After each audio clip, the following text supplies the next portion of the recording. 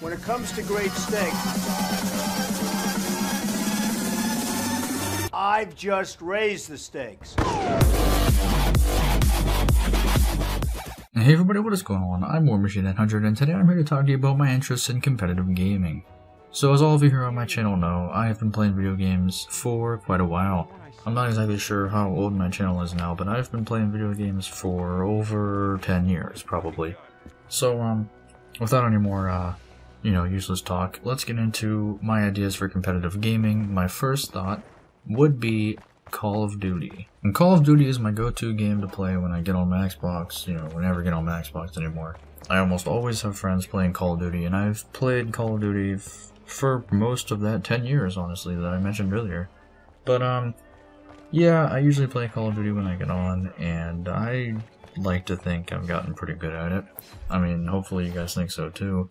I play a lot with, let's see, Angered Hippo, MJCI is bad, Shadow Leader, whatever he calls himself now. Anyways, I know my friend Michael, MJCI is bad, has been trying to put together a competitive team for quite a while, and he told me that if I ever wanted to join, as long as I got on and practiced every day, and, as long as I just kept playing the game, he said that he would consider me, joining his team.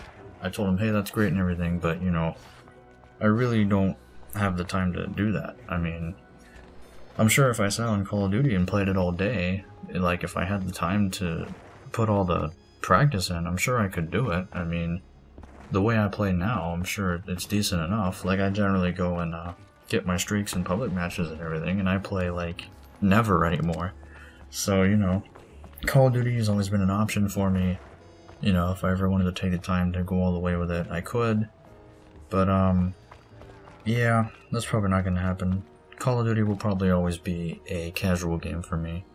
I think my first ever Call of Duty was Modern Warfare 2, maybe? So, pretty good start in the Call of Duty series. Debatably the best Call of Duty that has been made. I would disagree with that. I still think Black Ops 1 is the best, but Modern Warfare 2, I mean, if you tell me it's the best, I'm not going to disagree with you. Anyways, I'm just probably going to leave Call of Duty as a hobby game, casual. Probably never going to take it too seriously. So that brings me to my next game idea, Clash Royale. Just kidding. Or am I?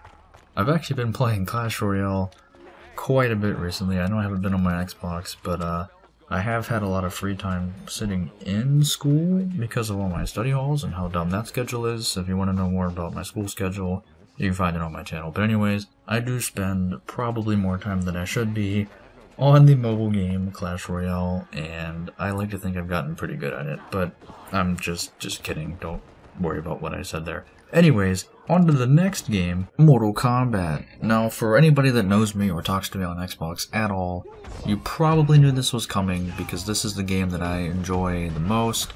This is my probably all-time favorite video game. I've been playing it since I was maybe 5 years old. Let's see, it was my uncle's game, and my uncle had a PS2, so I would play Mortal Kombat on the PlayStation 2 a lot. Let's see, when I first started, I would play Deadly Alliance, which is really great, and I would play Deception, which is also a really great game. Those are two of my favorite Mortal Kombats of all time. Maybe I'm a bit biased on that, but, I mean, in general, they are very good games for their time. I still think they're good games. But, let's see, let's go to the latest Mortal Kombat that I have and have played, which is Mortal Kombat X.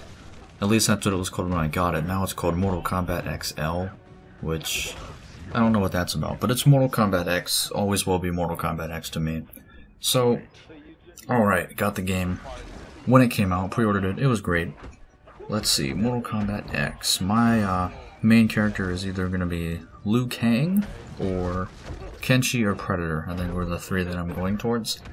And I've talked to quite a few people that I know, that I don't know, played Mortal Kombat with, and I've had a handful of people telling me,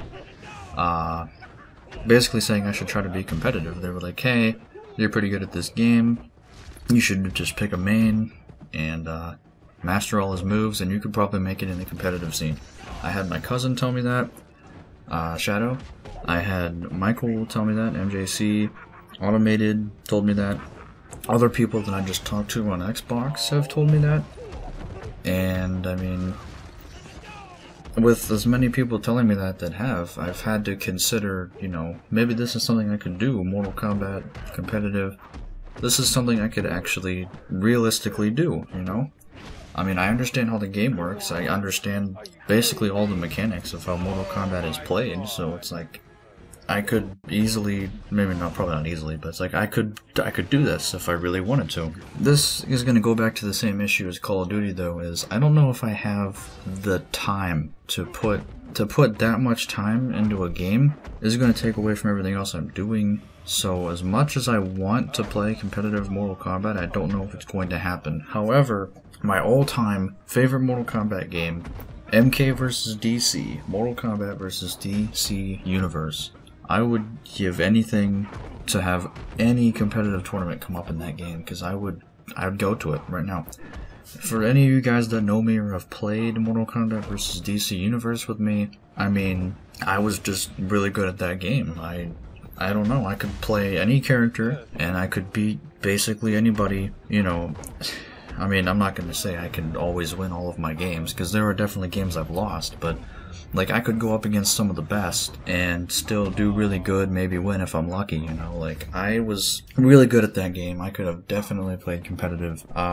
If you want to see evidence of that, I mean, just go back in the history of my channel. You'll find the MK vs. DC videos. I'm pretty sure I have playlists on them. I played really well in that game, and that's because I had tons and tons of time. When MK vs. DC was like the newest game, you know, I didn't have to worry about nearly as many things as I do now, like with high school things and a job. I didn't have a job back then. I wasn't even old enough to have a job back then. But all that extra time that I didn't, you know, have on other life things, I put all that time into playing MK vs. DC. Ask people that, you know, knew me back then. I would play it every day, and I would be on it for at least a few hours a day. And when the weekend came on, I wouldn't get off. Like, granted, you know, I still did things like Friday night, but like Saturday nights, if I wasn't doing anything with friends, I would be on it all day, all night, and I would just be getting better and better. That was a game that I was really good at, and if I had been old enough, I would have definitely played in a competitive scene. I would have went to tournaments, and in my opinion, I'm sure I would have won something out of it. You know, but that's just not how, you know, it's just not going to happen anymore. MK vs. DC is an older game, and it's just not going to be a thing for me, so, I mean, that's that. Then MK9 came out. I really didn't get into it that much, and I realized it's because when I play Mortal Kombat, I've always preferred the 3D movement system over 2D. And I know I may be in the minority with that, but I think it adds a whole new layer of playing the game. Like, if you're playing 2D and it's a flat screen, basically, then it's just you're on one side, your opponent's on the other side, fight. But when you play a 3D Mortal Kombat game, you have the space to, like, maneuver around your opponent. You know, it's no longer just X-axis, Y-axis. You have your Z, and you can use that so that when your opponent tries to attack you or do some certain move or something, instead of just blocking and having to take chip damage, you can actually maneuver your way around your opponent and then punish them for anything that they might have slipped up on doing. So if you ask me, 3D fighting games, 3D Mortal Kombat takes a lot more strategy than just 2D, and that might be why it appealed to me more. I really just liked the movement system of 3D Mortal Kombat more than 2D, and that's probably another reason why I wouldn't go competitive in the newest one, Mortal Kombat X, because it's 2D. Granted, I think it's a really good game, and Mortal Kombat X, you know, I'm still gonna play it every now and then. I think it's fun, but it's not, you know, a game that I love so much that I would put that much time into it, you know? So it really just comes down to, it's not my favorite Mortal Kombat of all time, and I don't have the time in my life to put into a competitive video game. So, now you're probably wondering, competitive gaming, now this video should be over, why is there still time left? Well, that's because I'm coming down to my final idea for competitive that I think I'm going to do, and that game is Magic the Gathering. Now, I've been playing Magic since 2013, so I've been playing for almost 5 years now. A lot of you probably didn't know that, because it's just something that doesn't really come up on Xbox a lot. You know, I mean, the people, obviously, you guys that know me in real life know that I play Magic, because a lot of you play Magic yourselves, probably. But, on Xbox, It's just not really something that comes up, you know? Sure, I've talked about it with a couple people on Xbox, but for the most part, playing video games, Magic isn't something that comes up. So, I mean, a lot of you probably didn't know I even play Magic. But anyways, Magic for me is one of my favorite games ever, I guess, to play. I just really love Magic. I said I got into it about 2013. I already had a couple friends or so that were playing it, and they were like, "You should try this game." And I was like, "I don't know about this. This looks different."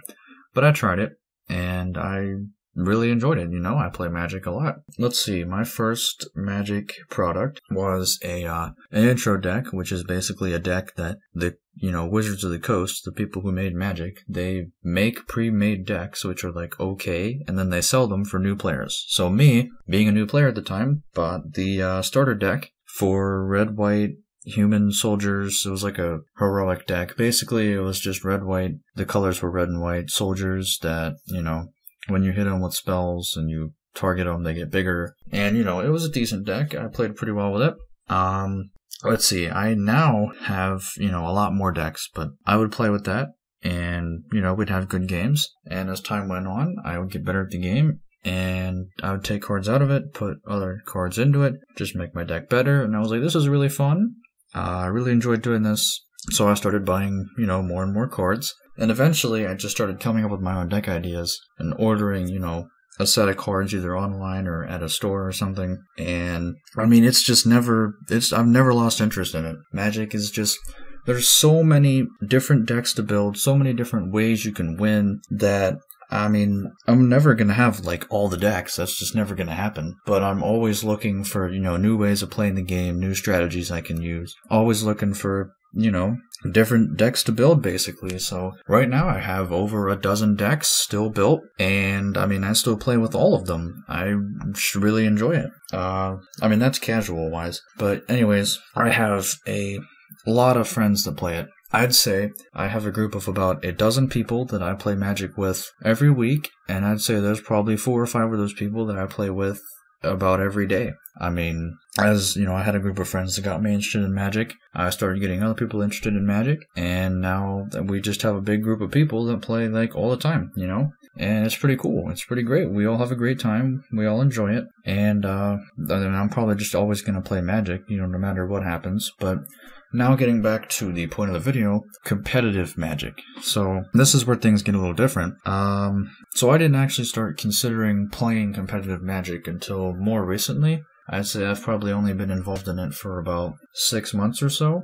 And that's because I had a friend who would go to like card shops, local gaming stores as they're called, and he'd go every Saturday for Modern events, which Modern is basically, a competitive format. To give a really simple definition, Modern is basically a competitive format.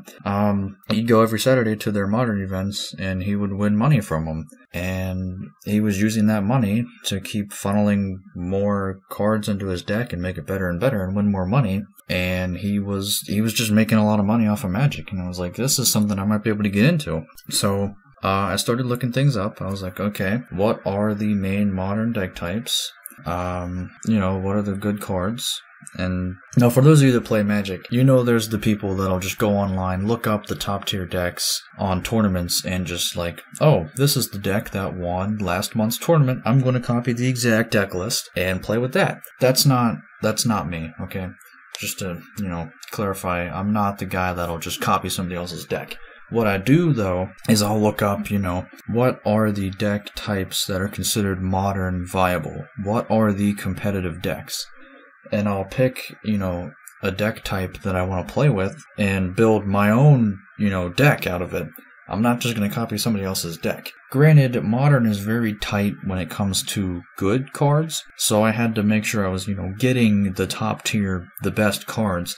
So I'm going to have a lot of the same cards as other people, that's unavoidable, but the numbers I have them in and which cards I play with, that's something I decide for myself. And, when it comes to Modern, the trick is really having a deck that consistently works all the time and, you win a lot with it, but you're also able to respond to, other threats that maybe your deck isn't meant to face. So let me just tell you what I built. I built a competitive burn deck. Now what that means is burn is the type of deck that you go really quick, you drop really cheap spells that do a lot of damage as quickly as possible, and your goal is to win by turn 4. I would say you should probably win turn 4 if you're playing a strong burn deck. If you're lucky, you'll win turn 3. Average is probably turn 4 or 5. But, if you get to turn 6 and you haven't won, your chances of winning drop drastically. And if you want to know why, I can get into that in another video. But the deck I'm playing aims to win as quickly as possible, and if it doesn't win by a certain turn, it's going to fail. So I had to put all of the best, burn cards, top tier cards into the deck. And granted, it costs a lot of money. However, if you play competitive standard, which is all the latest sets, it's going to cost you more money in the long run than modern will. That's another topic I can get into, because in general, all the standard cards are a lot cheaper than modern. But to sum that up, standard rotates every year, so if you want to keep playing standard, you have to keep buying more and more cards. Modern never rotates. Once you build a modern deck, those cards will always work in modern. So basically in the long run, modern's cheaper than standard, but short run, you get what I'm saying. So I decided I wanted to play competitive modern over standard because, one, modern has access to a lot more cards, right? Way more cards to play with than standard. And then two, it'll ultimately be cheaper. And I honestly have more fun playing modern because the decks are simply stronger. It's just something I'm really interested in. Like, I know what the top decks are. I know what I need to worry about. I know what I need to be prepared for. And I can play my deck very well. It's just really fun for me. And I want to be competitive with it. So if any game that I know of that I play, if I'm going to go competitive in any game, it is going to be Magic the Gathering. And that's just because I have the most fun with it. And it's really not something I have to pour hours and hours of my time in. Like, it's not a video game where I need to constantly, refresh my skills, I don't need to constantly hone in on something. Magic is something that I just have time to, really it's because I can play it at school, honestly.